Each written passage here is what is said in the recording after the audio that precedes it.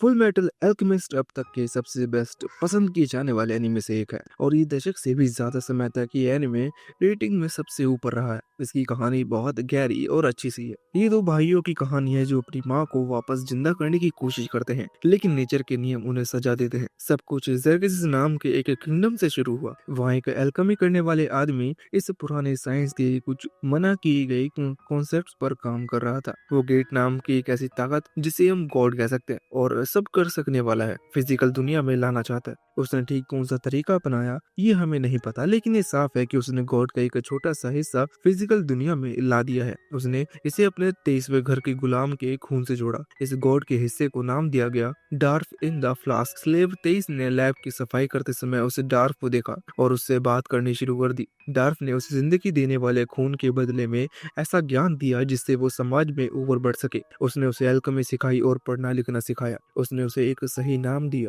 When होइनहाइम। होइनहाइम जल्दी ही घर के एल्केमिस्ट का शार्दूल बन गया क्योंकि उसका टैलेंट साफ दिख रहा था। समय बीतने के साथ वेन और डार्फ की बातें कम होती गई। डार्फ ने देखा कि वो गुलाम लगातार आगे बढ़ रहा है और बदल रहा है। इससे उसके अंदर खालीपन बढ़ने लगा। वो धीरे धीरे अकेला महसूस करने लगा। ये एहसास बाद में इंसानों के लिए नफरत में बदल गया। उसे लगा कि वो अपनी तरह का अकेला है और ऊपर से एक बोतल में बंद है। सोचते सोचते वो इस नतीजे पर पहुंचा कि अगर उसके जैसा कोई और नहीं है तो वो पसंद किए जाने की चाह छोड़ देगा और उसकी जगह ज्ञान की चाह रखेगा। अगर उसकी किस्मत में इस बोतल में फंसे रहना लिखा है तो वो जिंदगी से भी आगे निकल जाएगा। वो उन इंसानों से भी ऊंचा बनना चाहता था जिन्होंने उसे बनाया। अगर उसे बोतल से बाहर चलना है तो उसे एक नया शरीर बनाना होगा जो उसकी असली ताकत को संभाल सके, क्योंकि और क्यों ना वो अमर हो। गॉड जैसा ज्ञान होने की वजह से उसे तरीका पता था, लेकिन एल्केमी के इम्पोर्टेंट रूल इक्विवेलेंट एक्सचेंज के अनुसार जितना पाना है उतना ही देना पड़ता है। किसी को इतना बड़ा बलिदान देने के लिए मनाना मुश्किल हो सकता था, ऐसा उसने सोचा। लेकिन जेरकिसिस का राजा अपने किंगडम से ज्यादा अपनी लंबी जिंदगी में दिलचस्प रखता था। उसने डार्फ इन द फॉल्स को अपने मंदिर में बुलाया और कहा कि चाहे जो भी कुर्बानी देनी पड़े वो अमर होना चाहता है। डार्फ मुस्कुराया। इंसानों को समझना कितना आसान है। डार्फ जानता था कि असली अमरता, अगर अमरता समझ नहीं आ रहा हो तो यहाँ अमर होने की बात की जा रही है कि असली अमरता एल्केमी से पाना नामुमकिन है, लेकिन किसी और की जिंदगी देकर अपनी जिंदगी बढ़ाई जा सकती है। हर एक कुर्बान की गई जिंदगी से ट्रांसपोर्टेशन करने वालों को उतनी ही उम्र मिलेगी। इसलिए डार्फ ने राजा से कहा कि पूरे जर्कसिस किंगडम के चारों तरफ एक ट्रांसपोर्टेशन सर्कल बनाया जाए। वहाँ लगभग 10 लाख लोग रहते थे, जो काफी होना चाहिए था। राजा ने जैसा कहा गया वैसा ही किया और सर्कल बना दिया गया। डार्फ ने उसे कहा कि वो बीच वाले बिंदु पर खड़ा हो ताकि उसे इस काम का फल मिल सके, जबकि वो खुद और उसका देखभाल करने वाला होइनहाइम दूसरी जगह खड़े होंगे। जैसे रिचुअल शुरू हुआ, जर्कसिस के आसपास का इलाका तबाही से भर गया। खून पूरे किंगडम के चारों तरफ बने सर्कल के 5 खास जगहों पर भर गया। तभी डार्फ का धोखा सामने आया। ट्रांसमिटेशन सर्कल का असर राजा और उसके लोगों पर नहीं बल्कि डार्फ और उसके केयर टेकर पर था। जर्कसिस के सारे लोग एक साथ जमीन पर गिर गए। उसकी जान उनके शरीर से निकल गई। सब कुर्बान हो गया। डार्फ और वैन को ऐसे शरीर मिल गए जो समय के साथ खत्म नहीं होंगे। उनके अंदर लगभग 50 लाख जानें बच गईं। इसका मतलब उनके पास 50 लाख जिंदगी थी जीने के लिए। अब दोनों चलते फिरते फिलोसोफर्स स्टोन बन चुके थे। वैन को डार्फ की इस प्लान के बारे में कुछ नहीं बताया गया था। उसे ये भी नहीं पता था कि उसे ऐसा शरीर मिलने वाला है। फिर भी वो अब एक तरह से आधा अमर बन चुका था। उसके सामने डार्फ खड़ा था जो अब उसी की तरह दिख रहा था। ये देखकर वैन को घिन आई। अपने शरीर के अंदर वो हजारों जानों की चीखें सुन सकता था। सब डर में थे, सब कंफ्यूजन में थे कि उसके साथ क्या हुआ। वैन के पास डार्फ के लिए कोई शब्द नहीं थे।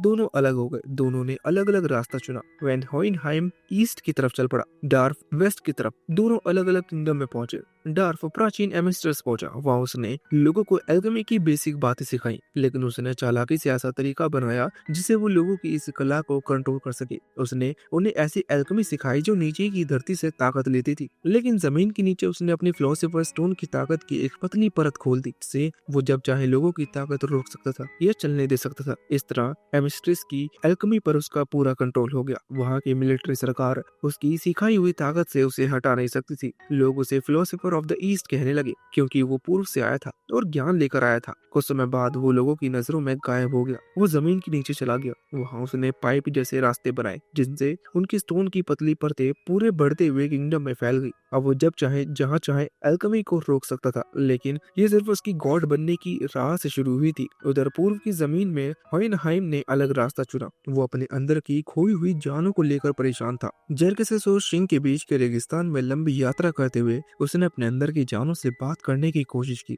उसने उनके नाम सुने, उनकी कहानी सुनी, उनकी उम्मीद सुनी। वो उन्हें शांति देने की कोशिश करता रहा, डार्फ की तरह। उसने उनकी आवाजें दबाई नहीं। जब वो शिंग पहुंचा, तब तक वो अपनी हालात को थोड़ा समझ चुका था। वहां उसने लोगों को एल्केमी सिखाई। उसने उनकी अपनी हीलिंग प्रैक्टिस के साथ इसे मिलाया और एल्केस्ट्री बनाई। ये तरीका दुनिया की चीजों को बहाने पर आधारित था। इसमें धरती को एक जिंदा चीज की तरह देखा जाता था। हवा, पानी और जमीन में जो एनर्जी होती है, इसे इस्तेमाल करके मास को बदला जाता था। शिंग के लोगों ने उसे फिलोसोफर ऑफ वेस्ट नाम दिया। समय बीतता गया, डार्फ ने अपने लिए नया नाम रखा, फादर। उसने इंसानों के साथ साइंस को अलग किया। Pride, lust, greed, envy, sloth और ग्लंथी और लास्ट का वर्थ, इन हर एक को अलग शरीर दिया गया। हर एक के अंदर एक फिलोसोफर स्टोन रखी गई, जो उसे खास सिन की इच्छा को संभालती थी। ये ताकतवर प्राणी फादर के सामने झुकते थे, वो उनका अपना हो। इस तरह से वो सच में उसके हिस्से थे। उन्होंने उसके लक्ष्य में मदद करने की कसम खाई। इन प्राणियों को नाम दिया गया होमुनकुली। फादर मानता था कि अगर वो उन इच्छाओं को छोड़ दे जो उसे इंसान जैसा बनाती हैं, तो वो एक ऊंचा अस्तित्व बना सकता है और खुद गॉड से भी आगे निकल सकता है। लेकिन इन सिन को अलग कर देने के बाद भी उसका गॉडहुड इतना आसान नहीं था। उसे लगा कि अगर उसे और भी अमर शरीर मिल जाए, तो वो उन यूनिवर्सल नॉलेज को निगल सकता है जिसे लोग गॉड का दर्जा देते हैं। इसलिए फादर ने एक ऐसी योजना शुरू कर दी जो कई सदियों से चलेगी। उसकी पपेट गवर्नमेंट पड़ोसी राज्यों पर हमला करके अपने राज को फैलाती रही। एक बहुत बड़ा देश बनाया जाएगा जो एक नेशन वाइड ट्रांसमोटेशन एरा बन जाएगा। पूरे देश को कुर्बान करके एक और भी बड़ी फिलोसफर स्टोन बनाई जाएगी। फादर का इरादा था कि वो लाखों जानों को निगल कर किसी भी कैलेस्टियल बीइंग से ज्यादा ताकतवर बन जाए। होमनहाइन ये होने नहीं दे सकता था। होमनहाइन के एमिस्टर्स पहुंचने से पहले ही फादर की प्रॉमिस डे वाली योजना शुरू हो चुकी थी। इस प्लान का एक जरूरी हिस्सा था कि ट्रांसम्यूटेशन सर्कल के 5 जगहों पर खून और तबाही फैलाई जाए। इनमें से एक जगह के लिए इशवाल चुना गया। एमिस्टर्स द्वारा कब्जा की गई जमीन इशवाल में गृह युद्ध छिड़ गया जब सेंट्रल शहर के एक सोल्जर ने एक मासूम बच्चे को गोली मार दी। इशवाल के लोग अपने कब्जा करने वालों के खिलाफ और सह नहीं पाएंगे। जंग की आग भड़क उठी। इशवाल सिविल वॉर वो समय था जब गवर्नमेंट में रजिस्टर्ड अल्केमिस्ट सिर्फ रिसर्चर या पब्लिक सर्वेंट नहीं रहे, वो सोल्जर बन गए, जंग के हथियार बन गए। ये लड़ाई एमिस्टर्स की कई जंगों में सिर्फ एक थी, जिनमें से वो अपनी ताकत और सीमा बढ़ा रहा था। वो कुछ स्टेट अल्केमिस्ट ऐसे थे जो इशवाल में अपने काम पर सवाल उठा रहे थे। अगर तुम्हें अभी तक इशवाल का मतलब नहीं समझ आया हो, तो ये जगह का नाम है। जिन लोगों को उन्होंने मारा उनके लिए वो खुद से नफरत करते थे, लेकिन कुछ ऐसे भी थे जिन्हें मारने में मजा आता था। उनमें से एक था सोल्फ जे किम्बली, क्रिम्सन लोटस अल्केमिस्ट। उसे एमिस्टर्स के ऊंचे अफसरों ने फिलोसोफर स्टोन दी थी। ये स्टोन छुपकर बनाई गई थी, जिसमें इशवाल के युद्ध बंदियों की जान इस्तेमाल की गई थी। जिंदगी और तबाही की ताकत हाथ में लेकर किम्बली ने कई गांव मिटा दिए। वो स्टोन की ताकत का दीवाना हो गया। जंग खत्म होने के बाद तक वो एक वॉर क्रिमिनल बन चुका था। उसने स्टोन छोड़ने से इनकार कर दिया और उसे लेने आए अपने ही अफसरों को मार डाला। लेकिन उससे पहले वो एक युवा वॉरियर मॉन्ग के दिल में नफरत की आग जला चुका था। उसे यंग मैन ने अपनी आंखों के सामने अपने गांव और अपने भाइयों को मरते देखा। उसने अपना नाम छोड़ दिया और अपने मरते हुए भाइयों से मिली ताकत का इस्तेमाल कर अपने लोगों का बदला लेने के लिए फैसला किया। इशवाल का युद्ध लगभग पूरी इशवाल जाति के खत्म करने के साथ खत्म हुआ। जो बचे वो मौत से बचने के लिए जेरकेसेस के खंडरों में भाग गए। स्टेट अल्केमिस्ट सालों तक इस जंग की यादों से परेशान रहे। क्योंकि वो मरने में असरदार थे, सरकार उन्हें जंग के हथियार की तरह इस्तेमाल करती रही। एमिस्टर्स द्वारा किए गए अत्याचारों ने एक युवा अल्केमिस्ट रॉय मस्टैंग को सरकार के अंदर ताकत और पद हासिल करने के लिए प्रेरित किया, ताकि वो सिस्टम को अंदर से बदल सके। इशवाल वॉर का असली मकसद गुप्त रखा गया। ये आज सिर्फ मिलिट्री के सबसे ऊंचे पदों पर बैठे लोगों को ही पता था। शुरुआत में बहुत कम लोग फादर की प्लान के बारे में जानते थे। वो गॉड जैसा बनने की कोशिश कर रहा था, बिल्कुल किंग ऑफ जेरेक्सिस की तरह। उसके साथ कुछ हाई रैंक्स जनरल थे। ये लोग ताकतवर थे, लेकिन अंदर से बहुत लालची थे। उन्हें बस पावर ऑफ इमोर्टल चाहिए था। फादर ने उससे वादा किया कि अगर वो उसकी मदद करेंगे तो वो उन्हें कभी ना मरने वाली लाइफ देगा। इस लालच में उन्होंने लोगों के साथ साथ बहुत बुरा किया। उन्हें लगा कि वो खास है, लेकिन सच ये था कि फादर उन्हें इस्तेमाल कर रहा था। उसके लिए वो सिर्फ मोहरे थे,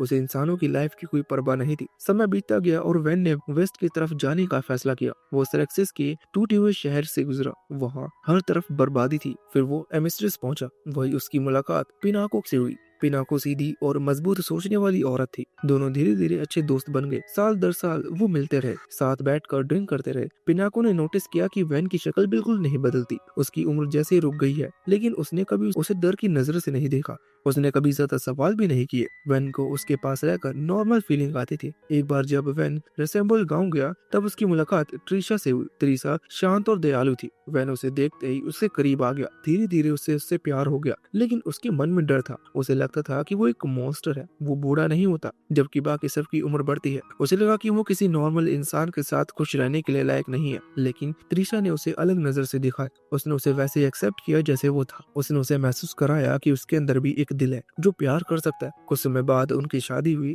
और फिर 2 बच्चे हुए, एडवर्ड और अल्फोंस। वैन अपने बच्चों को देखकर बहुत खुश होता है। वो उन्हें दुनिया की हर खुशी देना चाहता था, लेकिन उसके अंदर एक डर हमेशा रहता था। उसे लगता था कि कहीं उसका इमोर्टल होने के लिए प्रॉब्लम ना बन जाए। वो उन्हें गोद में लेने से भी डरता था। एक दिन ट्रीसा ने छोटा एडवर्ड उठाकर वैन की बाहों में दे दिया। वैन की आंखों में आंसू आने लगे। वो पहली बार अपने बेटे को पकड़ रहा था। उसे बहुत खुशी हुई, लेकिन साथ में दर्द भी था। वो जानता था कि एक दिन उसके बच्चे बड़े होंगे, बूढ़े होंगे और मर जाएंगे, लेकिन वो वैसा का वैसा ही रहेगा। ये सोच उसके अंदर से तोड़ देती थी। उसे याद आता था कि सेसिस के गिरने के बाद उसने कितने लोगों को खोया है। हर बार वो अकेला रह गया। वो दोबारा वही सब नहीं देखना चाहता था, इसलिए उसने फैसला किया कि उसे फादर को रोकना होगा। अगर फादर अपनी प्लान में सफल हो गया तो वो और भी लोगों को मारेंगे। वैन ने सोचा कि अगर वो उसे रोक दे तो शायद उसकी इमोर्टलिटी खत्म हो जाएगी। उसने त्रिशा से वादा किया कि वो वापस आएगा, इस बार एक नॉर्मल इंसान बनकर, ताकि वो साथ में अपनी लाइफ जी सके। लेकिन चीजें उसके सोच के जैसी नहीं हुई। उसने जाने के कुछ महीने बाद ही त्रिशा को 900 की बीमारी तेजी से फैली और वो बच नहीं सकी। एडवर्ड और अल्फोंस अभी बहुत छोटे थे। वो अपनी माँ को खो बैठे। पिनाको ने आगे बढ़कर उनका ख्याल रखा। एड के दिल में अपने पिता के लिए गुस्सा भर गया। उसे लगा कि अगर वो घर पर होता तो शायद माँ बच जाती। ये गुस्सा उसके अंदर बैठ गया। कुछ समय बाद दोनों भाई इजुमी कर्ट्स नाम की एल्केमिस्ट से मिले। इजुमी सख्त थी लेकिन सही सिखाती थी। उसने उन्हें एल्केमी और मार्शल आर्ट दोनों सिखाए। उसने उन्हें समझाया कि एल्केमी में बराबर का नियम चलता है, कुछ पाने के लिए कुछ खोना पड़ता है। 6 महीने की ट्रेनिंग के बाद उसने उन्हें घर भेज दिया। उसे लगा कि वो काफी सीख चुके हैं, लेकिन दोनों भाई के मन में एक ही गोल था, वो अपनी माँ को वापस लाना चाहते थे। उन्होंने ह्यूमन ट्रांसम्यूटेशन करने का फैसला किया। ये एल्केमी का सबसे खतरनाक हिस्सा था। जब कोई इंसान मर जाता है और उसकी सोल इस दुनिया से चली जाती है तो उसे वापस लाना पॉसिबल नहीं होता। फिर भी उन्होंने सोचा कि वो कर लेंगे। उन्होंने रिचुअल शुरू किया, सर्कल बनाया, सारी तैयारी की, लेकिन जैसे प्रोसेस शुरू हुआ सब कुछ गलत हो गया। एल्केमी में ऐसा नहीं होता कि चीज बस फेल हो जाए। अगर बराबर का सेक्रीफाइस ना दिया जाए तो एल्केमी खुद बैलेंस बना लेती है। ईडी को एक अजीब जगह पर खींच लिया गया। वो गेट ऑफ ट्रुथ था। वो एक सफेद खाली जगह जैसी थी। वहाँ एक सफेद आकृति थी जिसे ट्रुथ कहा जाता था। वही बैलेंस संभालता है। ईजी ने अपनी माँ को वापस लाने की कोशिश की और उसने अपनी एक टांग खो दी। बदले में उसे थोड़ी नॉलेज दिखाई गई, लेकिन अल्फांसो ने अपना पूरा शरीर खो दिया। उसका शरीर गायब हो गया, इसलिए उसे कहीं ज्यादा नॉलेज देखने को मिली। जब सब खत्म हुआ दोनों भाई की लाइफ हमेशा के लिए बदल चुकी थी। गेट के अंदर जो गहरी नॉलेज एड और एल को मिली थी उसका असर बहुत भारी था। वो नॉलेज सिर्फ दिमाग में भर जाने वाली जानकारी नहीं थी, बल्कि जैसा पूरा ब्रह्मांड एक पल के लिए उनकी आंखों के सामने खुल गया हो। इतनी ज्यादा जानकारी को सहना आसान नहीं था। शरीर कांप जाता था, दिमाग टूटने जैसा महसूस करता था। अगर कोई इसे झेल जाए तो वो बिना ट्रांसम्यूटेशन सर्कल बनाए भी एल्केमी कर सकता है। यही ताकत एड को मिली। लेकिन जब वो वापस असली दुनिया में लौटा तो उसे समझाया गया कि इस नॉलेज की कीमत बहुत बड़ी थी। सर्कल के बीच में जो चीज पड़ी थी वो इंसान जैसी दिखती थी, लेकिन असल में अधूरी थी। उसका शरीर टेढ़ा मेढ़ा था। वो हिलने की कोशिश कर रही थी। उसकी आवाज बेसमेंट में गूंज रही थी। फिर अचानक उसका हाथ गिर गया और वो शांत हो गई। फर्श पर खून फैल गया।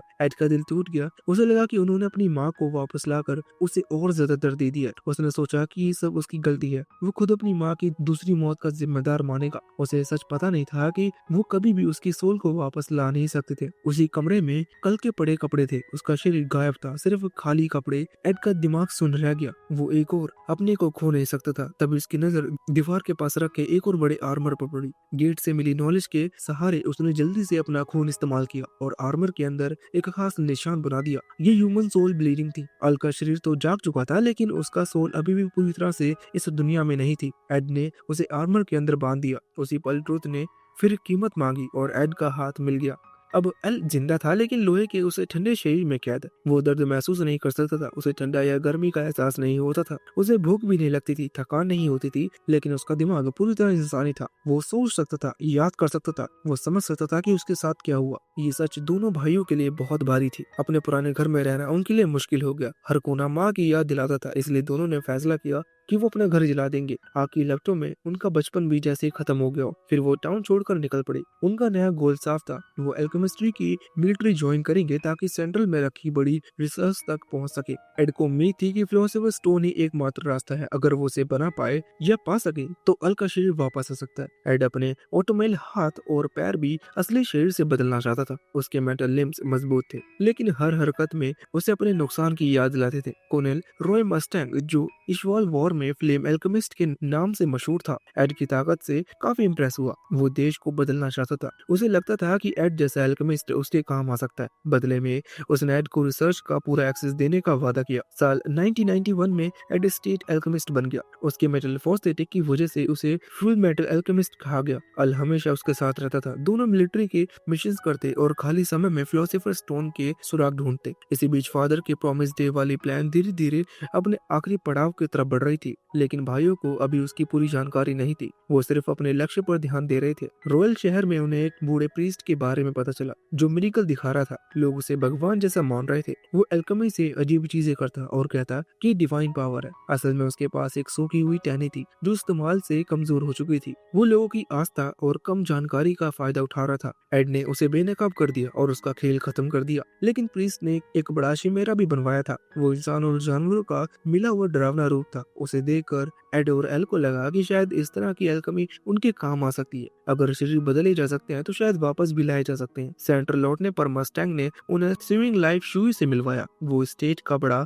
शिमेरा रिसर्च था। उसने पहले एक ऐसा शिमेरा बनाया था जो इंसानी भाषा समझ सकता था। उसकी रिसर्च मिलिट्री के लिए बहुत कीमती थी। एड और एल को उसकी पर्सनल लाइब्रेरी में पढ़ने का मौका मिला। वहाँ ढेर सारी किताबें थी, एक्सपेरिमेंट के रिकॉर्ड थे और पुराने नोट्स थे। फिर भी उन्हें साफ जवाब नहीं मिल रहा था। कई बार पढ़ते पढ़ते उनका ध्यान हट जाता। तब वो शू की छोटी बेटी नीना के साथ खेलते। नीना मासूम थी और अपने पिता पर गर्व करती थी। वो भाइयों के साथ जल्दी घुल मिल गई। एड और एल को कुछ समय के लिए अपने दर्द से राहत मिली थी, लेकिन उन्हें पता नहीं था कि जिस रास्ते पर वो चल रहे हैं वो आगे चलकर उन्हें और भी भारी सच दिखाने वाला है। नीना धीरे धीरे बहुत अकेली हो गई थी। उसका पिता शू दिन रात अपने कमरे में बंद रहता था। वो अपने स्टेट एल्केमिस्ट के असाइनमेंट की तैयारी कर रहा था। अगर उसे अपना टाइटल और गवर्नमेंट से मिलने वाला पैसा बचाना था तो उसे अपनी रिसर्च का कोई बड़ा रिजल्ट दिखाना था। उसके लिए ये सबसे जरूरी था। नीना ज्यादातर समय घर में अकेली अपने कुत्ते के साथ खेलती रहती थी। स्टेट एल्केमिस्ट को आम लोग पहले से ही डर की नजर से देखते थे। इस वॉर में उन्होंने जो किया था उसकी याद अभी भी लोगों के मन में थी।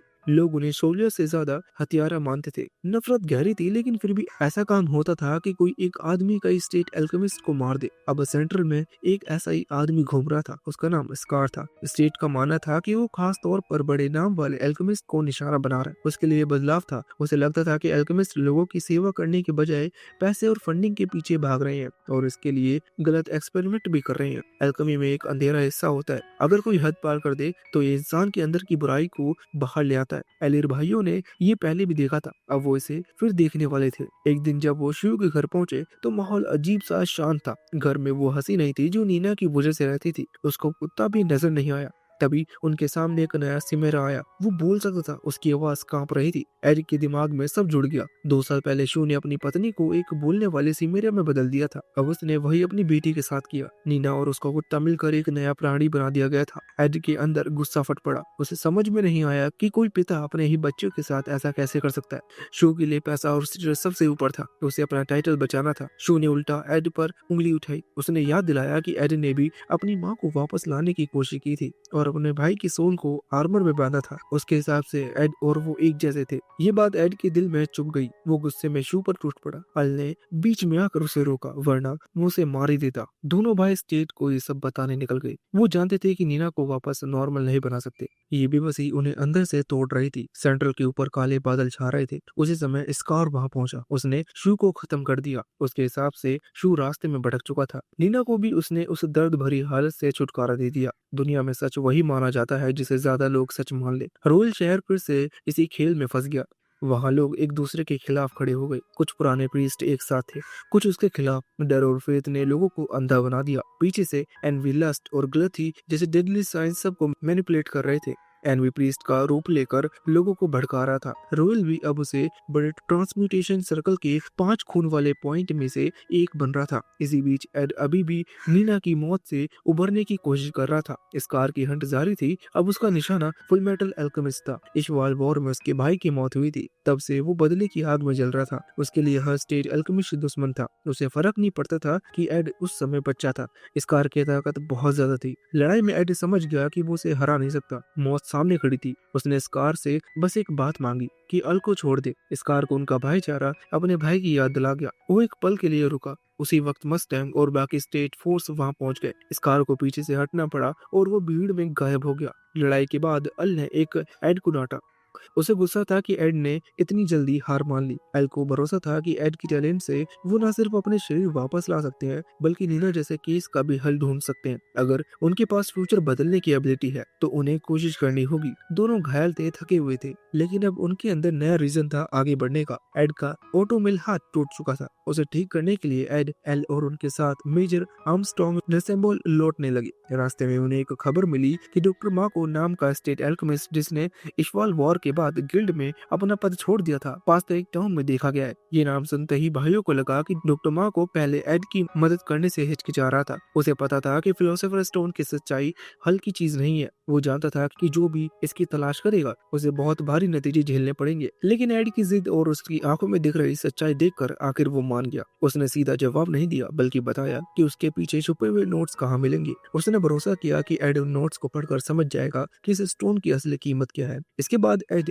अल और आर्मस्ट्रॉन्ग रुसेम्बल पहुंचे। वहां विंड्री ने एक एड का टूटा हुआ ऑटोमेल हाथ ठीक करने के लिए 3 दिन और 3 रात बिना सोए काम किया। उसकी आंखों के नीचे काले घेरे पड़ गए थे, लेकिन उसने हार नहीं मानी। 3 दिन बाद एड का हाथ फिर से पहले जैसा हो गया। उसने एल का आर्मर भी ठीक किया। सब तैयार होने के बाद सेंट्रल लौट आए ताकि मार्को की रिसर्च ढूंढ सके। लेकिन वहां पहुंचकर पता चला कि बहुत देर हो चुकी थी। फर्स्ट ब्रांच लाइब्रेरी जल चुकी थी। मार्को के डॉक्यूमेंट्स भी राख हो चुके थे और मार्को खुद भी गायब था। जिस दिन वो उससे मिले थे उसके बाद से वो मिसिंग था। ये सब बहुत सस्पिशियस लग रहा था। ऊपर से स्कार अभी भी स्टेट अल्केमिस्ट को निशाना बना रहा था। मस्टैंक ने एड की सुरक्षा के लिए 2 गार्ड्स लगा दिए, रोज और बोश। एड को ये अच्छा नहीं लगा, लेकिन यही गार्ड्स आगे चलकर उनके काम आए। रोज और बोश ने उन्हें सेश्का नाम की एक लड़की के बारे में बताया। वो लाइब्रेरी में काम करती थी और उसकी मेमोरी कमाल की थी। वो किताबों को एक बार पढ़कर पूरा याद कर सकती थी। सेश्का को मार्को के डॉक्यूमेंट्स याद थे। उसने बैठकर सब कुछ फिर से लिख दिया। एड और एल ने एक हफ्ते तक उन नोट्स को समझने की कोशिश की।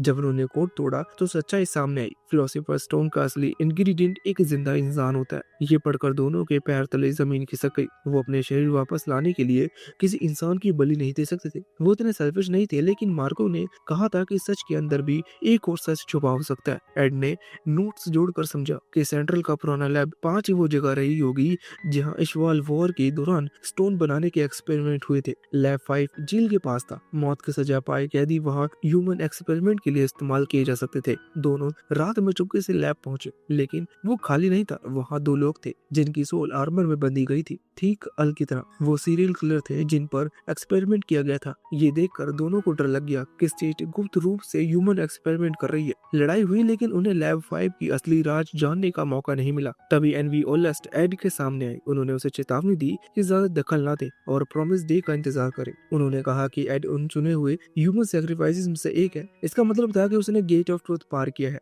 जैसे अल और उनके पिता वैन ने किया था। कुल 5 ऐसे लोग चाहिए थे, इसलिए उन्हें जिंदा रखना जरूरी था। इसलिए उन्हें ज्यादा सच्चाई जानने भी नहीं दिया जा सकता था। लैब 5 को उड़ा दिया गया। एड बेहोश हो गया और उसका शरीर एल के पास छोड़ दिया गया। फिर से भाइयों का हाथ खाली थे। अब एक नया ग्रुप सामने आ चुका था जो उन्हें आगे बढ़ने नहीं देना चाहता था। सवाल बढ़ते जा रहे थे, जवाब कम होते जा रहे थे। एड का ऑटोमोबाइल फिर से खराब हो गया, इसलिए गिंड्री सेंट्रल आई उसे ठीक करने। लैब 5 की घटना के बाद हालात और भी उलझ गए। तभी एमिस्ट्रिस के ब्रेडली खुद अस्पताल में उनके सामने आए। उन्होंने कहा कि उन्हें दुश्मन के बारे में पता है, लेकिन अभी उन्हें इस मामले में और भी खोज करनी चाहिए। सही समय आने पर वो उन्हें बुलाएंगे। ब्रेडली की रिस्पॉन्सिबिलिटी इतनी मजबूत थी कि उसकी बात पर शक करना आसान नहीं था, लेकिन ये सवाल जरूर उठता था कि वो लैब 5 की जांच रुकवाना क्यों चाहता है। क्या वो भी इस राज में शामिल है? हालात सेंट्रल में धीरे धीरे गर्म हो रहे थे। स्टेट एल्केमिस्ट की मौतों के कारण ऊंचे पद खाली हो रहे थे। मस्टैंग को प्रमोशन मिला और वो जल्दी ऊपर चढ़ने लगा। इतनी कम उम्र में उसकी तेजी से आगे बढ़ना कुछ लोगों को पसंद नहीं आया। जलन बढ़ रही थी। अब उसे समझदारी से चलना था। उसे अपने भरोसेमंद लोगों को पास रखना था, क्योंकि दुश्मनों की संख्या बढ़ रही थी।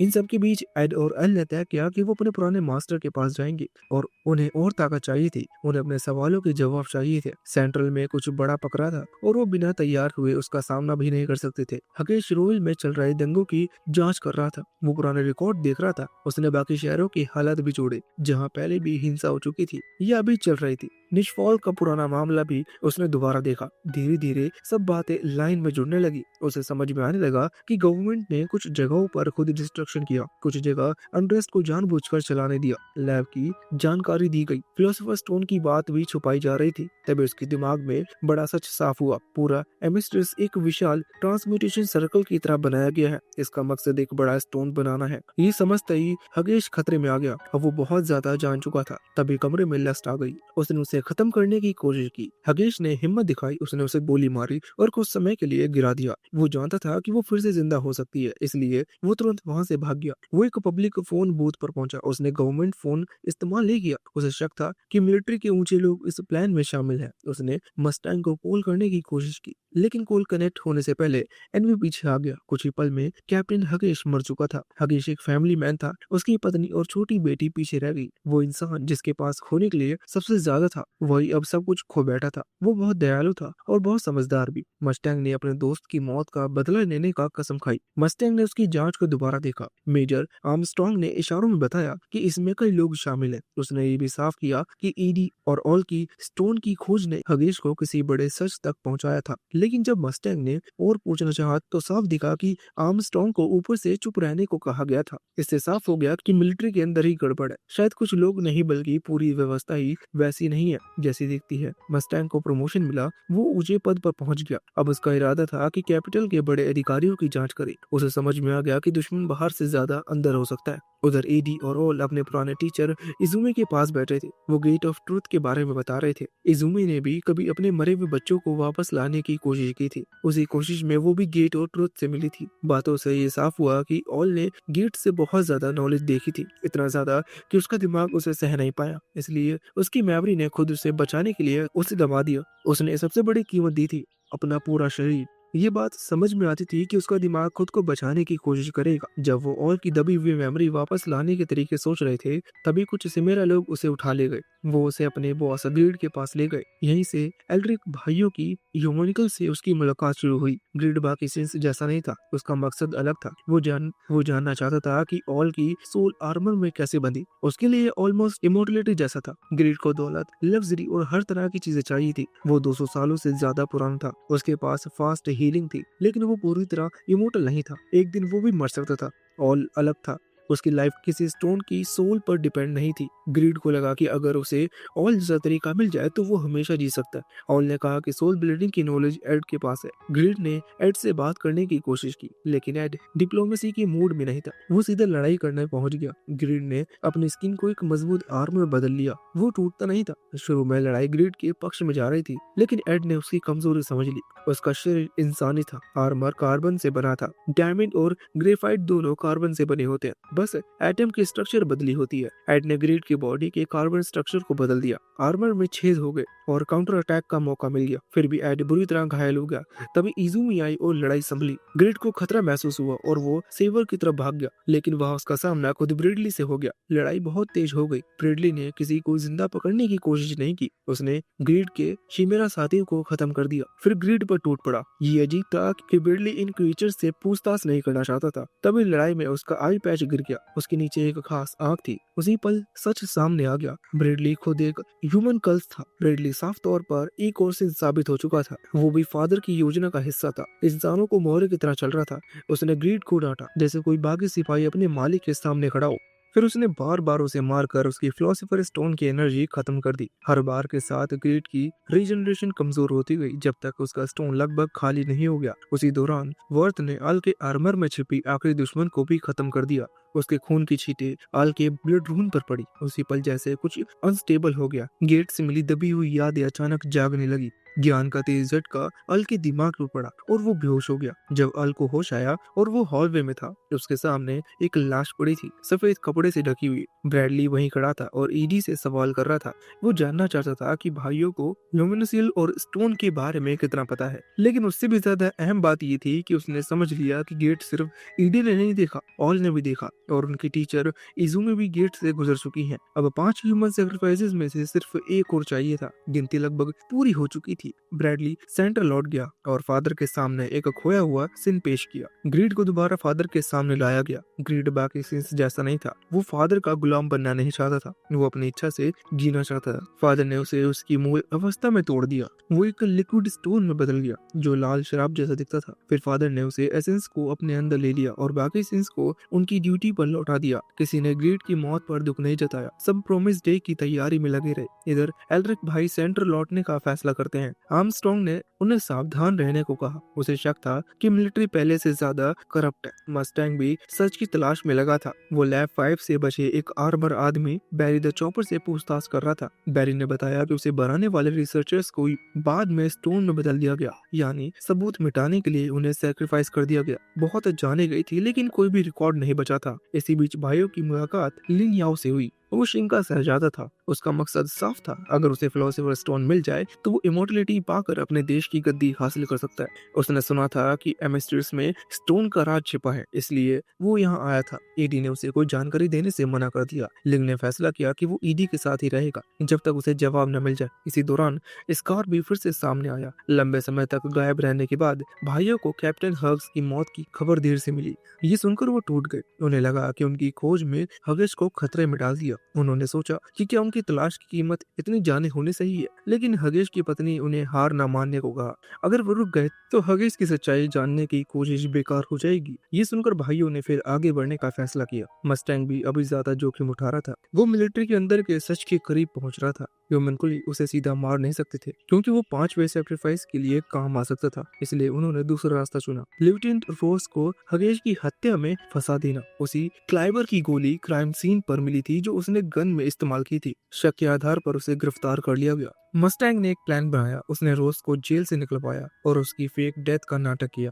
एक जली हुई स्केलेटन रखकर उसकी पहचान मिटा दी गई ताकि सबको लगे वो मर चुकी है। असल में उसे छुपा दिया गया। अब मस्टैंग असली गुनहगारों को ढूंढना चाहता था। साथ ही उसने मेजर आर्मस्ट्रॉन्ग को आदेश दिया कि वो ईडी को ईस्ट लेके जाए। ईडी का गुस्सेल स्वभाव सेंट्रल की योजना में रुकावट डाल सकता था। सक्सेस के खंडरों में ईडी और आर्मस्ट्रॉन्ग को पता चला कि रोज को जिंग भेजा गया है जहां वो सेफ रह सके। जब ईडी ने खुद देखा कि रोज जिंदा है, उसका गुस्सा थोड़ा शांत हुआ। मस्टैंग जानता था कि ईडी को भरोसा करने के लिए आंखों से देखना जरूरी है और जहां तर्क से चलता था, ईडी ज्यादा इमोशन से। सेंट्रल में अब दूसरा प्लान शुरू हो चुका था। असल में मकसद था उन लोगों को बाहर निकालना जिन्होंने रोज को फंसाया था। सच के करीब पहुंचने की कीमत बढ़ती जा रही थी, लेकिन अब पीछे मुड़ना मुश्किल था। एनवी और लस्ट मस्टैंग पर नजर रखे थे। उन्होंने साफ कर दिया कि बैरी द चॉपर की सोल वाला आर्मर उनके पास है। फिर उन्होंने बैरी की असली सोललेस शरीर को छोड़ दिया। वो शरीर अपनी ही सोल को ढूंढ सकता था। इसी वजह से वो सेंट्रल की सड़कों पर भटकता हुआ सीधे अपने हाइड आउट की दिशा में बढ़ा। उसी समय ग्लाउटनी ने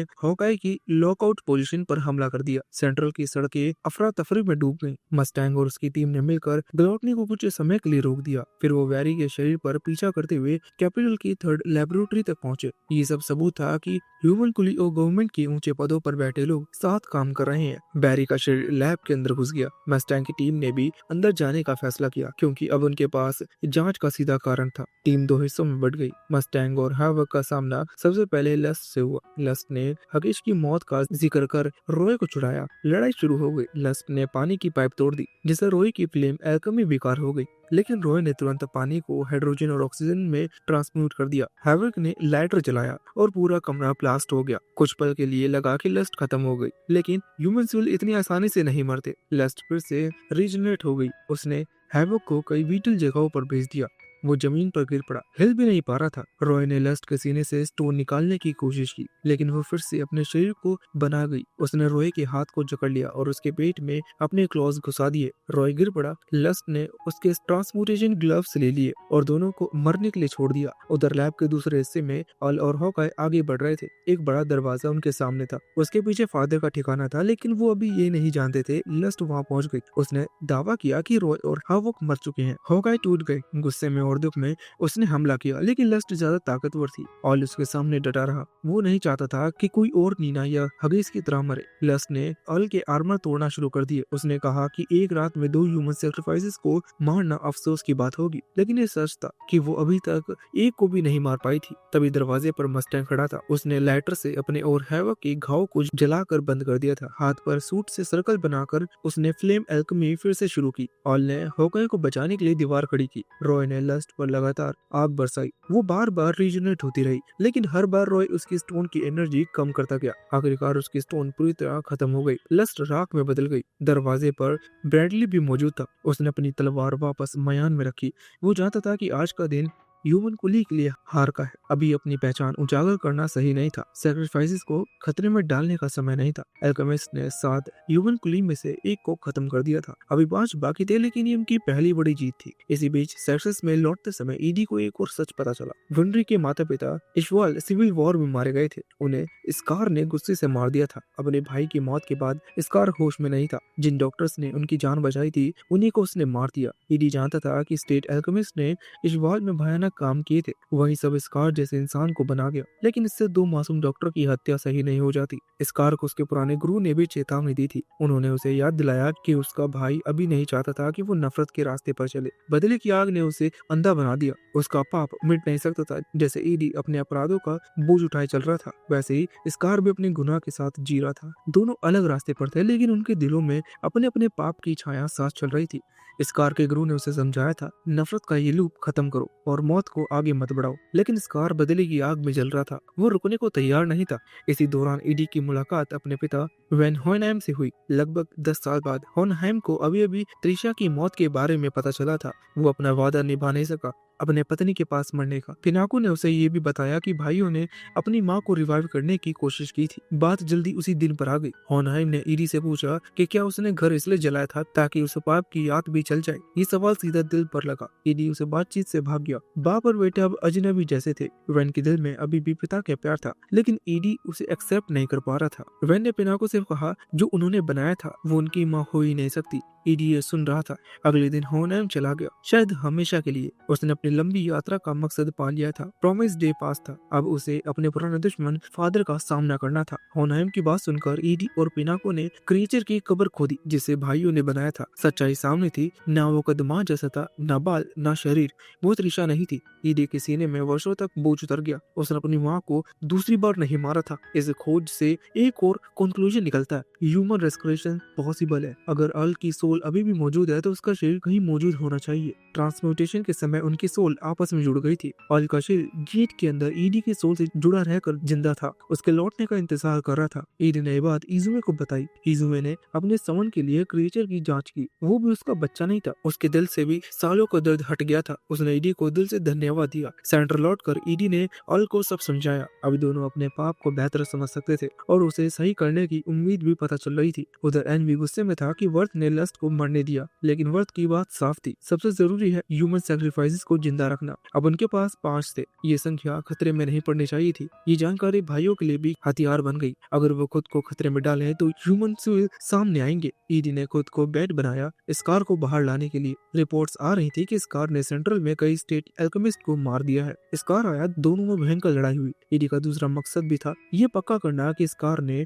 रॉकबेल पेरेंट्स को मारा था। उसके दाहिने हाथ पर बने टैटू से साफ था कि वो हत्यारा है। लेकिन वर्थ और डेओट नहीं पहुंचे। उनका मकसद था कि ईडी और ओल को मरने से बचाना, लेकिन लिंग और लैनफैन ने रास्ता रोक लिया। लड़ाई में लैनफेन बुरी तरह घायल हो गई। लिंग उसे लेकर पीछे हटने लगा। लैनफेन ने कहा कि उसे छोड़ दो, लेकिन लिंग ने मना कर दिया। वर्थ उनका पीछा कर रहा था। खून की लकीर का पीछा करते हुए वो आगे बढ़ा, लेकिन अंत में उसे सिर्फ लैनफेन का कटा हुआ हाथ मिला, जो कि कुत्ते से बंधा हुआ था। लिंग और लैनफेन बच निकले। वर्थ पहली बार धोखा खा गया। इधर हालात बिगड़ गए। विनरी लड़ाई के मैदान में पहुंच गई। उसने स्कार को देखा, वही आदमी जिसने उसके माता पिता को मारा था। दर्द और गुस्से में उसने गन उठा ली। स्कार ने उसे मौका दिया, अगर वो चाहे तो उसे मार सकती है। उसे अपने पाप का पछतावा था, लेकिन ईडी ने विनरी को रोका। वो नहीं चाहती थी कि विनरी भी हत्यारा बन जाए। उसने उसे समझाया। स्टेट एल्केमिस्ट उसे सेफ जगह ले गई। तभी ग्लूटनी ने हमला कर दिया और लड़ाई एक बार फिर से तेज हो गई। नफरत, पछतावा और सच सब एक ही शहर में टकरा रहे थे। प्रॉमिस डे अब पहले से ज्यादा करीब लग रहा था। लिंक अपनी बात पर टिका रहा और सही वक्त पर वहां आ गया। उसने मिलकर ग्लूटनी को पकड़ने में मदद की, फिर उसे हॉकाई के साथ जीप में डालकर वहां से निकल गया। इधर एड और अल ने इस कार को घेर लिया था। वो उस पर आखिरी वार करने ही वाले थे। सींग से आई मे चैंग वहां पहुंच गई। वो इस कार से पहले मिल चुकी थी जब वो अपनी पुरानी लड़ाई से ठीक हुआ था। मैंने एक छोटा सा कंफ्यूजन पैदा किया और उसी का फायदा उठाकर इस कार वहां से निकल गया। धूल बैठने पर सबको समझ आ गया कि लड़ाई खत्म हुई है, लेकिन असली जंग अभी शुरू हुई है। रॉकबेल के पेरेंट्स का किलर अभी जिंदा था। 7 में से 200 ह्यूमन क्विल मर चुके थे। एक पकड़ा गया था और 4 अभी भी बाहर थे। इतने लोग एक ही चीज के पीछे थे, इसलिए झगड़ा तो होना तय था। एड, कल, मस्टैंग और लिंग सब ग्लोडनी के अंदर वाली फिलोसोफर स्टोन को चाहते थे। लिंग का कहना था कि लैनफेन ने अपना बलिदान दिया है, इसलिए स्टोन पर उसका हक बनता है और वो उसे अपने और लैनफेन के फ्यूचर के लिए चाहता था। एड और अल अपने शरीर वापस पाने के लिए मस्टैंग हैवो की टूट चुकी रीढ़ की हड्डी ठीक करना चाहता था। जब रॉय ने लस्ट का नाम लिया तो उसे अंदाजा नहीं था कि ग्लोटनी उससे कितना प्यार करता। जैसे उसे पता चला कि रॉय ने लस्ट को मारा है तो वो पागल हो गया। उसने अपनी रस्सी तोड़ दी। उसका पेट खुल गया और अंदर एक बड़ी सी आंख दिखने लगी जो गेट ऑफ ट्रूथ जैसी लग रही थी। उसने मुंह के चारों तरफ दांत थे। ग्लोटनी अपने असली रूप में आ चुका था। अब वो अपने सामने वाले किसी भी चीज को निगल सकता था। मस्टैंग और लैनफेन दोनों पहले से ही बुरी तरह घायल थे, इसलिए हॉकाई उन्हें डॉक्टर के लिए गई। लेकिन ग्लोटनी को जिंदा नहीं छोड़ा जा सकता था। उसने सबके चेहरे देख लिए थे। अगर वो वापस दूसरे ह्यूमन क्वेल के पास चला जाता है तो उसका प्लान खुल जाता है। इसलिए एड, एल और लिंक को उसे खत्म करने की जिम्मेदारी मिली। तभी एनवी भी वहां आ गया। वो ग्लोटनी को लेकर जाकर निकलना चाहता था, लेकिन उसका घमंड उसे लड़ाई में घुसा देता है। लिंक एनवी से बढ़ गया और एड और एल ग्लोटनी से लड़ने लगे। दोनों तरफ टक्कर बराबर की थी। बस एक गलती सब कुछ बदल सकती थी। सबसे पहले गलती भाइयों से हुई। ग्लोटनी ने उन्हें पीछे छोड़ दिया और एनवी की मदद करने बढ़ा। एड ने लिंक को धक्का देकर बचाने की कोशिश की, लेकिन देर हो चुकी थी। ग्लोटनी ने एड, लिंक को, एनवी तीनों को निगल लिया। अल बाहर अकेले रह गया। उसे लगा उसने अपने भाइयों को हमेशा के लिए खो दिया। ग्लोटनी के अंदर एक अजीब सी खाली जगह थी। उसे ये फादर का गेट ऑफ ट्रूथ की नकल करने का फेल अटेम्प्ट था। वहाँ अंधेरा और शांत सा माहौल था। एड और लिंक वहाँ फंस गए थे। जिंदा रहने के लिए उन्हें चमड़े का जूता तक पहनना पड़ा। थोड़ी देर बाद उन्हें एनवी भी मिल गया। हालात इतनी बुरी थी कि एनवी ने कई राज खोल दिए। उसने बताया कि इशवाल में लड़ाई उसने शुरू की थी। उसने एक बच्चे को गोली मारी थी और उसके बाद सब जगह हंगामा मच गया। इस तरह रॉकबेल के पेरेंट्स की मौत में भी उसका हिस्सा था। ये सुनकर एड उस पर टूट पड़ा। तीनों में जोर से लड़ाई शुरू हुई। जब सब थक नहीं गए, बाद में एड को लगा कि उनके पास वापस जाने का तरीका है। उसने समझाया अगर वो असली गेट ऑफ ट्रूथ में गुजरे तो उसे नकली जगह से निकल सकते हैं। तीनों ने मिलकर ह्यूमन ट्रांसम्यूटेशन करने का प्लान बनाया। वो अपने शरीर को तोड़कर फिर से बनाना चाहते थे ताकि सेफ तरीके से गेट तक पहुंच सके। इसके लिए उन्होंने एनवी के स्टोन का एक हिस्सा सेक्रीफाइस में यूज किया। ट्रांसपोर्टेशन शुरू हुई और वो गेट ऑफ ट्रूथ से गुजरे। इस बार एडवर्ड का गेट उसी खाली जगह में अकेला नहीं था। इधर बाहर रॉय को सच समझ आने लगा। उसे लगा कि दुश्मन मिलिट्री के अंदर घुस गया है, लेकिन असली बात ये थी कि मिलिट्री ही दुश्मन थी। ऊपर के बड़े ऑफिसर्स को ह्यूमन कोयल के बारे में सब पता था। वो लोग पावर के लालच में उनकी मदद कर रहे थे और प्रॉमिस डे के प्लान का हिस्सा थे। ब्रैडली ने मस्टैंग से मिलकर खुद सब बताया। उसने कहा कि शुरू से गवर्नमेंट पर ह्यूमन कॉइल का कंट्रोल रहा है। वो खुद सबसे नया ह्यूमन कल्ट्स था। फादर ने उसे अपना वर्थ दिखाया था और फिलोसोफर स्टोन के जरिए उसे बनाया था। जब वो ब्रैडली बनने के एग्जाम में पास हुआ, रॉय हैरान था कि ब्रैडली इतना खुलकर सब कैसे बता रहा है, लेकिन जल्दी उसे समझ में आ गया कि ब्रैडली का पावर दिखाने का तरीका था। वो रॉय को दिखा रहा था कि उसे गिराना नामुमकिन है। ब्रैडली ने रॉय के साथ वफादार स्टेट एल्केमिस्ट को अलग अलग जगह भेज दिया, किसी को नॉर्थ, किसी को ईस्ट, किसी को वेस्ट और साउथ। उसने रिजा होकाई को अपना पर्सनल असिस्टेंट बना लिया। इस तरह वो रॉय को कंट्रोल में रखना चाहता था। ये सब अभी जब शुरुआत थी। अगला मिशन एल्रिक भाई थे, जिन्हें वो चुप और शांत रखना चाहता था। एडवर्ड के सामने अल्फोंस का शरीर था, जिसमें अब जान नहीं रही थी, पर वो जिंदा था। उसकी थ्योरी सही निकली कि उस दिन उसकी और उसके भाई की सोल एक दूसरे से जुड़ी हुई थी, इसलिए अल्फोंसा का शरीर वहाँ सलामत था। एडवर्ड अपने भाई के पास जाने की कोशिश करता है, लेकिन ट्रूथ उसे याद दिलाता है कि वो इस जगह से अपनी सोल के अलावा कुछ और नहीं ले जा सकता। उसके पीछे गेट खुलता है और वो भगवान उसे वापस हकीकत की तरफ खींचने लगता है। एडवर्ड उस पकड़ से छूटने की कोशिश करता है और चिल्लाकर अपने भाई से कहता है कि वो वापस आएगा और एक दिन उसका शरीर धरती पर वापस ले जाएगा और गेट बंद हो जाएगा। इधर अल्फोंस और बलोटनी फादर के ठिकाने पर चले गए थे ताकि पता लगा सके कि एडवर्ड के साथ क्या हुआ, और मे चांग और स्कार चोरी छिपे उनके पीछे लगे थे। तभी अचानक एडवर्ड, लिंग और एनवी वहाँ फिर से प्रकट हो जाते हैं। हमें लगा था कि वहाँ एक बड़ी लड़ाई होगी, लेकिन फादर शुरू में शांत रहता है और एल्रिक भाई उस पर हमला करने की कोशिश करते हैं। फादर बस उन्हें देखता है और गौर करता है कि वो होमेनहाइम जैसे दिख रहे हैं। उन्हें पता चलता है कि उनकी एल्केमी का फादर पर कोई असर नहीं हो रहा, क्योंकि वो उसे बेअसर कर सकता है। कुछ सोचने के बाद लिंक की रिक्वेस्ट पर फादर उसे एक ह्यूमन कल्स में बदलने का फैसला करता है और इसके बाद ग्रीड के पाप का इस्तेमाल करता है। लिंक अपना शरीर उसे सौंप देता है और ग्रीड वापस फादर के साथ चला जाता है, लेकिन ये ग्रीड वैसा नहीं था जिसे एडवर्ड और अल्फोंसो पहले मिले थे। ये फादर की बात मानता था क्योंकि उसे पुरानी यादों के बिना बनाया गया था। तभी किले के गेट पर करप्ट जनरल रेवन और किम्बली वहां पहुंचते हैं। ऑलिवर नाटक करती है जिसे उसे ह्यूमन कुल के बारे में कुछ भी नहीं पता था कि वो रेवन से राज उगलवा सके। रेवन उसके झांसे में आ गया और उसने ऑलिवर से पूछा कि क्या वो प्रॉमिस डे का हिस्सा बनना चाहती है। ऑलिवर जानती थी कि अगर उसने मना किया तो उसे हटाकर किसी और को रख लिया जाएगा, इसलिए उसने हाँ कह दी। पर तभी सुरंगों से चीखें सुनाई दी। वहाँ एक साया सैनिकों का मर रहा था। रेवन ने ओलिवर से कहा कि स्लॉथ को वापस सुरंग में डालकर उसे सील कर दे। जब सुरंग भरने लगी तो ओलिवर ने रेनवर के हाथ पर तलवार से वार किया और कहा कि उसे उसकी काउंसिल में कोई जगह नहीं चाहिए। इससे पहले कि रेवन बंदूक निकाल पाता, ओलिवर ने उसके सीने पर वार किया और उसे गीले सीमेंट में धक्का दे दिया। रेवन सीमेंट में दबकर मर गया। उसे लगा था कि फादर उसे अमर बना देगा, पर वो ये नहीं जानता था कि फादर के लिए जनरल सिर्फ मोहरे थे। इधर किम्बली विनरी को लेकर वहां पहुंच गया ताकि वो एडवर्ड का हाथ ठीक कर सके। ये असल में ब्रैडली की तरफ से एक धमकी थी कि अगर उन्होंने कुछ गड़बड़ की तो विनरी मारी जाएगी। ब्रैडली ने एडवर्ड को 3 काम दिए: स्कार को ढूंढना, डॉक्टर मार्क को पकड़ना और फोर्ट विग्रिस में एक खूनी जंग शुरू करना ताकि जादुई घेरा पूरा हो सके। एडवर्ड को ये काम पसंद नहीं थे, पर विनरी के लिए उसे ये करना पड़ा। उसने किम्बली से कहा कि वो स्कार को ढूंढने से शुरुआत करेगा, क्योंकि इससे वो मे तक भी पहुंच जाएगा। एडवर्ड ने अल्फोंस और विनरी को सब बताया और वो भी उसके साथ निकल पड़े। इसी बीच ओलिवर का खास आदमी बकायन रीस सुरंगों की जांच करने गया। वहां उसे 2 डरे हुए सैनिक मिले जिन्होंने कहा कि अपनी लाइट बंद कर दो वरना परछाइयां हमें मार डालेंगी। वहां दीवारों पर परछाइयां रेंग रही थी और उनमें मारने की प्यास थी, पर अचानक वो परछाइयां गायब हो गई क्योंकि ल्यूमिनकॉइल स्प्राइट को उसकी माँ ने सोने के लिए बुला लिया था। आखिर में एडवर्ड, अल्फोंसो और विनरी का सामना स्कार से हुआ। मेजर माइल्स ने स्कार को गिरफ्तार करना चाहा, पर मार्को और मे ने बताया कि उन्हें स्कार की जरूरत है ताकि वो उसके भाई की रिसर्च को पढ़ सके जो पुरानी भाषा में लिखी गई थी। माई चैंग और स्कार की मदद लेने के लिए उन्हें अपना प्लान बदलना पड़ा। मेजर माइल स्कार को समझाता है कि नफरत और तबाही का रास्ता चुनकर उसने अपने ही लोगों की मुश्किलें बढ़ाई हैं, जबकि माइल्स ने सिस्टम के अंदर रहकर इशवाल के लोगों की इमेज बदलने का रास्ता चुना है। ये सुनकर स्कार को अपने भाई की बात याद आती है कि बदलाव के लिए सब्र और समय चाहिए। स्कार थोड़ा नरम पड़ता है और अपने किए गए सजा पाने के लिए तैयार हो जाता है, लेकिन पहले वो उनकी मदद करने का वादा करता है। वो किम्बली को बेवकूफ बनाने का प्लान बनाते हैं कि स्कार भाग गया है, जबकि मार्को की टीम और विनरी एक खदान के रास्ते छुपकर फोर्ट विग्रेस लौटने की कोशिश करते हैं। इसी बीच फ्यूचर बैडली के बुलावे पर मेजर जनरल ओलिवियर आर्मस्ट्रांग को सेंट्रल जाना पड़ता है और किले की कमान सेंट्रल के सैनिकों के हाथ में आ जाती है। विग्रेस के सैनिक अपनी आइस क्वीन ओलिवियर के बहुत वफादार है, इसलिए किसी और का हुक्म मानना उनके लिए आसान नहीं है।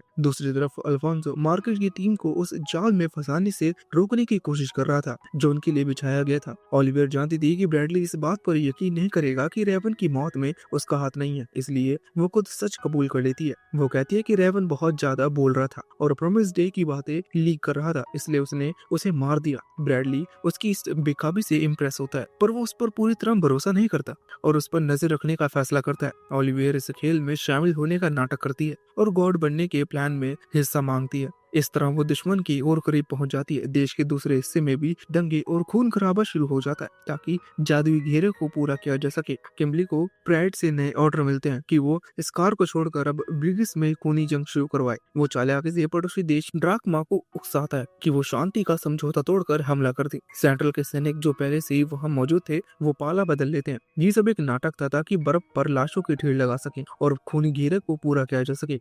इसी समय अल्फोंसो और मार्को की टीम एनवी को लालच देकर बाहर निकलती है। मार्को अपनी नॉलेज का इस्तेमाल करके एक ऐसा जादुई घेरा बनाता है जो एनवी के अंदर की सारी सोल्स को आजाद कर देता है। एनवी अपनी ताकत खो देता है और एक छोटे बदसूरत कीड़े जैसा बन जाता है। वो मे चैंग को उस कीड़े के साथ वापस शिंग भेज देते हैं ताकि वो अपने देश के राजा को सबूत दिखा सके कि उसने अमर होने का राज ढूंढ लिया है। हालांकि मैं थोड़ी कंफ्यूज है कि क्या ये कीड़ा राजा को मनाने के लिए काफी होगा। ग्रुप का एक हिस्सा अल्फोंसो के साथ एडवर्ड को ढूंढने निकल जाता है क्योंकि एडवर्ड किम्बली को गुमराह करने के चक्कर में कहीं गायब हो गया था। वो रॉयल शहर की तरफ जाते हैं जहाँ अल्फोंसो की मुलाकात अपने पिता से होती है। दूसरी तरफ एडवर्ड और लिंक की सोच मिल जाती है। लिंक के शरीर पर ग्रीड का कब्जा था पर कुछ समय के लिए लिंक वापस कंट्रोल पाता है और एडवर्ड के साथ जरूरी जानकारी शेयर करता है। सेंट्रल में ओलिवियर को एक ऐसे कमरे में ले जाया जाता है जहाँ पतलों जैसे हजारों शरीर रखे थे। ये नकली होमोक्लाई थे जिनमें सोल्स डाली जानी थी ताकि वो प्रोमिस डे पर एक फौज की तरह लड़ सके। ओलिवियर ये सब देखकर हैरान रह जाती है कि वो बड़े जनरल अपनी ताकत के लिए किस हद तक गिर सकते हैं। साथ होमनक्लाई बहुत ताकतवर थे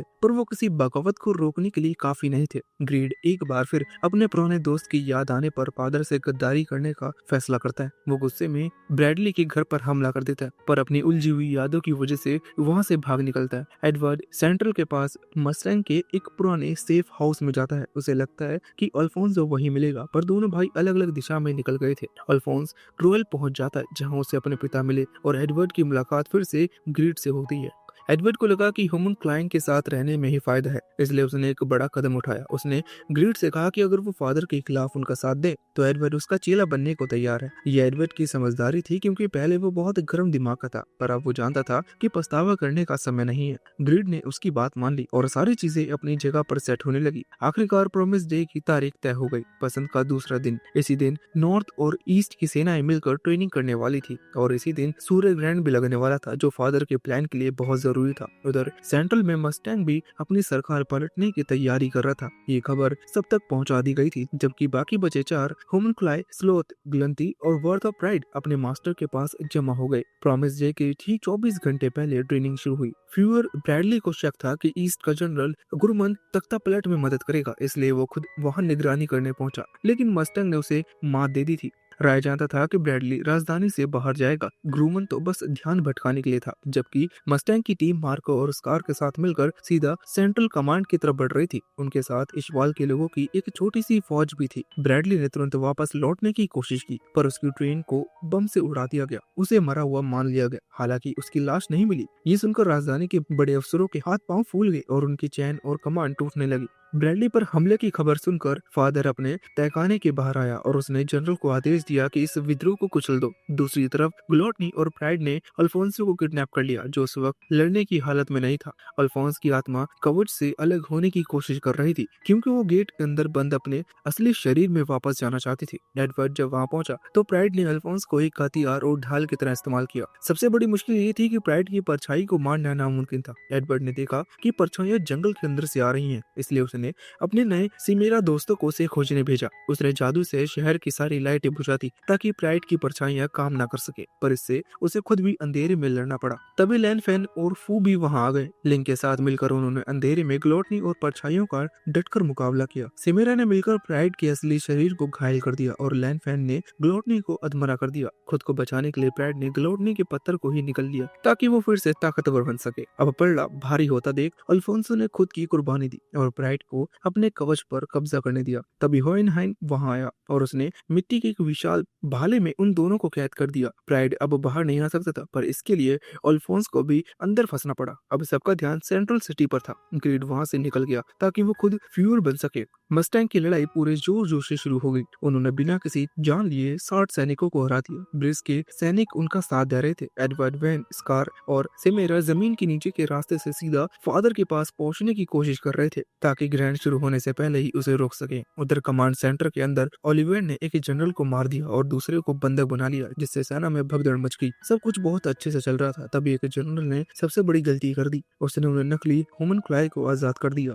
उन राक्षसों के अंदर कोई सच या वफादारी नहीं थी, उनके मन में बस खून और भूख भरी थी। पुतले जैसे दिखने वाले उन मॉन्स्टर्स ने पास खड़े जनरल पर हमला कर दिया और उसे अपना पहला शिकार बनाया। इधर किमली को प्राइड को आजाद करने के लिए भेजा गया था, जिसकी वजह से अल्फोंस को एक बार फिर से उन दोनों के खिलाफ लड़ाई में उतरना पड़ा। लड़ाई अल्फोंस के लिए काफी मुश्किल हो रही थी। तभी हाइंक्ले ने उसे वो फिलोसोफर स्टोन थमाया जो किबली ने बहुत पहले उत्तरी खदानों में गिरा दिया गया था। पहले तो अल्फोंस उसे इस्तेमाल करने में हिचकिचाया, क्योंकि वो उन फंसी हुई सोल्स का फायदा नहीं उठाना चाहता था। लेकिन हाइंक्ले ने उसे समझाया उन सोल्स को अब बचाया नहीं जा सकता, पर अगर वो आज दुश्मन को हरा देते हैं तो कोई और जाने बच सकती हैं। अल्फोंस ने वो पत्थर लिया और उन दोनों पर हमला बोल दिया। उसने उनका ध्यान भटकाया, जिससे हाइंक्ले को मौका मिला और उसने पीछे से आकर किमली का गला घोट दिया। वो वहां से निकल गए और किमली को मरता हुआ छोड़ दिया। प्राइड ने किमली को अपने अंदर संभाल लेने का ऑफर दिया ताकि वो उसके अंदर से दुनिया को बदलता देख सके। किमली ने ये बात मान ली और एक इंसान के तौर पर अपनी आखिरी सांस ली। अंदर मस्टैंग भाई बहन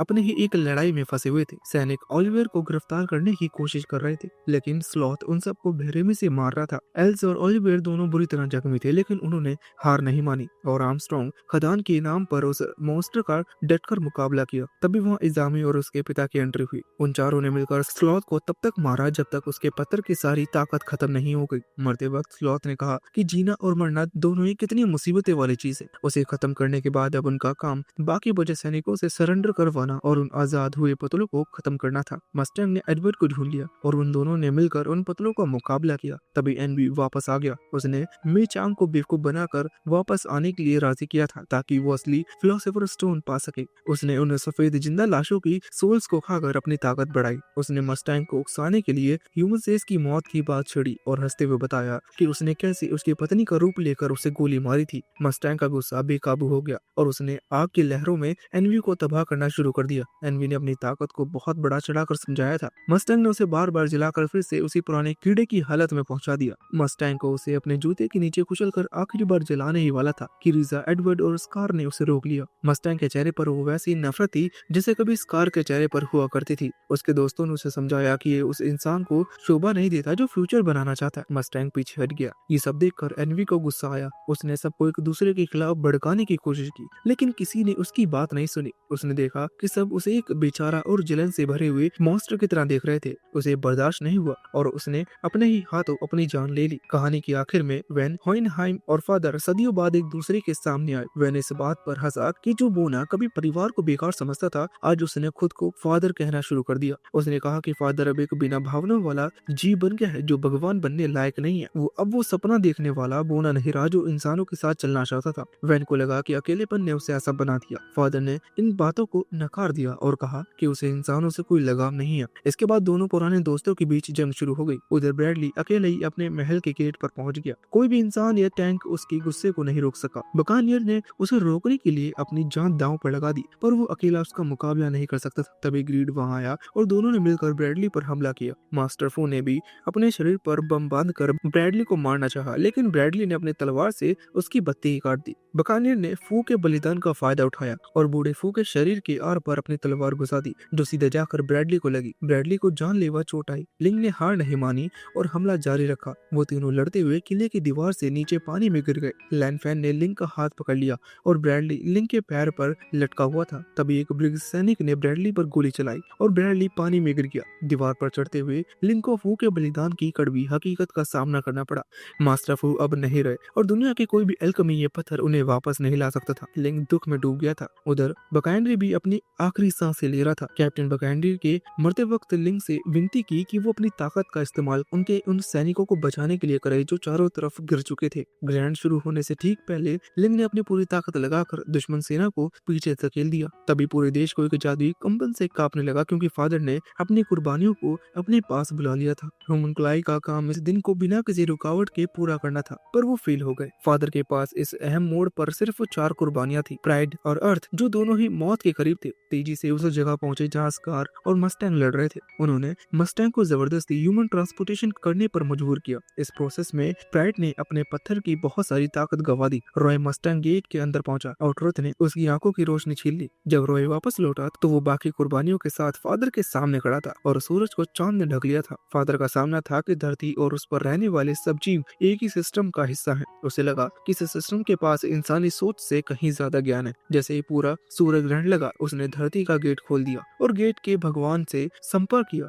पांचों कुर्बानियों को फादर के चारों तरफ जमीन पर दबा दिया गया। स्कार और मे को बाकी मॉन्स्टर ने रोक रखा था। तभी पूरे हेमिस्टर्स के चारों तरफ का जादुई घेरा शुरू हो गया और हर तरफ एक काली परत छा गई। आसमान में एक बड़ा गेट खुला और फादर उसमें से ऊपर चढ़ने लगा। स्वर्ग के दरवाजे खुले और भगवान की आंख दिखाई दी। वहां से काली परछाइयां निकली और इंसानों के शरीर सड़कों पर गिरने लगी। ऐसा लगा जैसे इंसानियत हार गई है, पर फादर गलत था। उसने सोचा भी नहीं था कि ह्यूमनहाइम के पास कोई काउंटर प्लान होगा। होइनहाइम ने अपने फादर की सोल्स की मदद से धरती की 5 अलग अलग जगहों पर एक उल्टा जादू घेरा शुरू किया। इससे फादर ने अभी अभी जो 5 करोड़ लोगों की आत्माएं निकली थी, वो सब आजाद हो गईं। वो आत्माएं पूरे देश में अपने अपने शरीर में वापस लौट गईं। इससे फादर बहुत मजबूत हो गया और अब वो भगवान को अपने अंदर रोक नहीं पा रहा था। उसका शरीर फटने लगा और वो गुस्से में सबको मारने लगा। मैंने अपनी ताकत से एक शील्ड बनाई जिससे एल्रिक परिवार बच सका। ऊपर स्कार ने वर्थ को खत्म कर दिया था। उसे अपने भाई की रिसर्च का इस्तेमाल करके एक ऐसा मंत्र पड़ा जिससे फादर की वो ताकत खत्म हो गई जो दूसरे अल्केमिस्ट की शक्तियों को रोकती थी।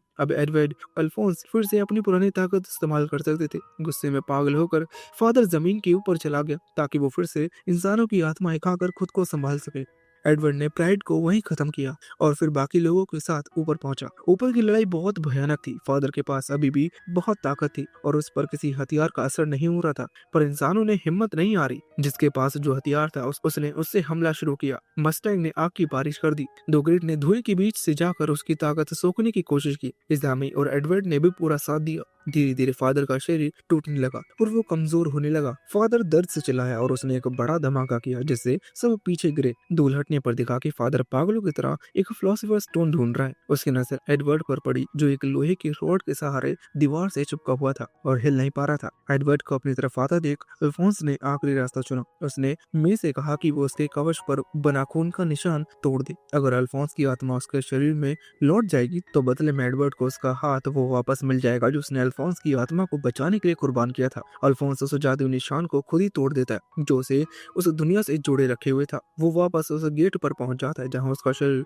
बरसों से इंतजार कर रहा था और इसी के साथ एडवर्ड का खोया हुआ हाथ वापस आ जाता है। हल का ये बलिदान बेकार नहीं गया। हाथ वापस मिलते ही एडवर्ड ने पागलों की तरह फादर पर वार करना शुरू कर दिया। फादर की हालत खराब होने लगी। उसकी ताकत उसका हाथ छोड़ रही थी। उसके अंदर कैद भगवान बाहर निकलने की कोशिश कर रहे थे। खुद को बचाने के लिए फादर ने ग्रीड को निकलना चाहा।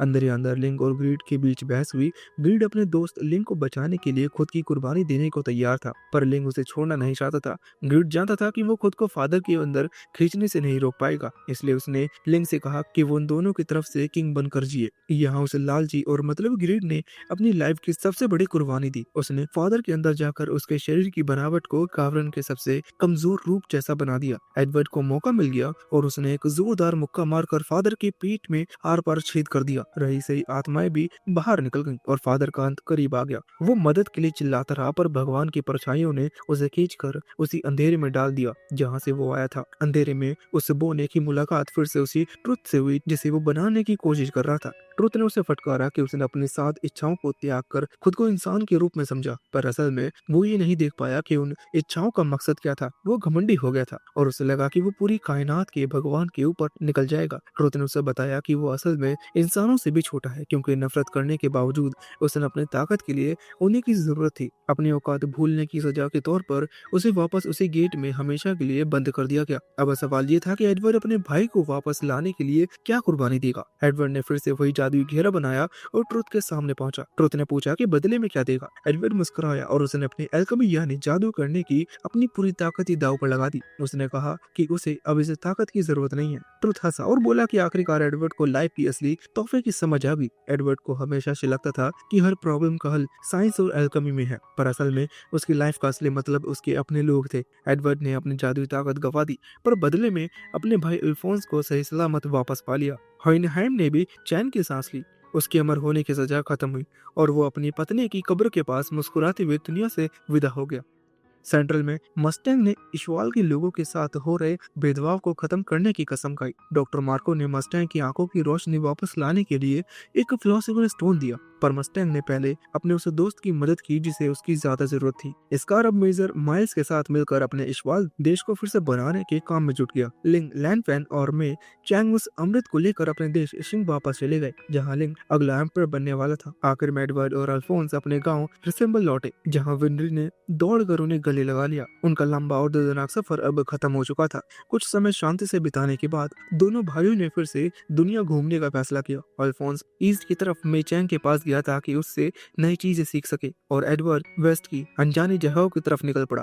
ट्रेन स्टेशन पर एडवर्ड ने विंडो से वादा किया कि वापस आने पर वो दोनों शादी करेंगे। ट्रेन में बैठा एडवर्ड अपनी पुरानी तकलीफों को याद कर रहा था। उसे एहसास हुआ कि दर्द ही है जो हमें बड़े सबक सिखाती है, क्योंकि बिना कुछ खोए कुछ पाना नामुमकिन है। एडवर्ड और अल्फोंस का एक सफर खत्म हुआ, पर एक नई और उज्जवल दुनिया उनका इंतजार कर रही थी।